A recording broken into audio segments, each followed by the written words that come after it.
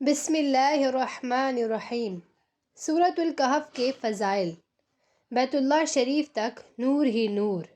ایک حدیث کا مفہوم ہے کہ رسول اللہ صلی اللہ علیہ وسلم نے ارشاد فرمایا، جو شخص سورۃ الکہف کی تلاوت کرے تو جس جگہ وہ تلاوت کرتا ہے وہاں سے لے کر مکہ مکرمہ تک کا تمام فاصلہ نور سے منور ہو جاتا ہے۔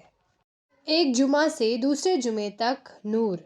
ایک اور حدیث کا مفہوم ہے، نبی اکرم صلی اللہ علیہ وسلم نے ارشاد فرمایا، جو شخص جمعے کے دن سورہ کہف پڑھتا ہے تو اس کے لیے دوسرے جمعے تک نور جگمگاتا رہتا ہے۔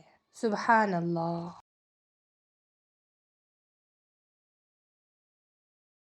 دجال سے حفاظت کا ذریعہ۔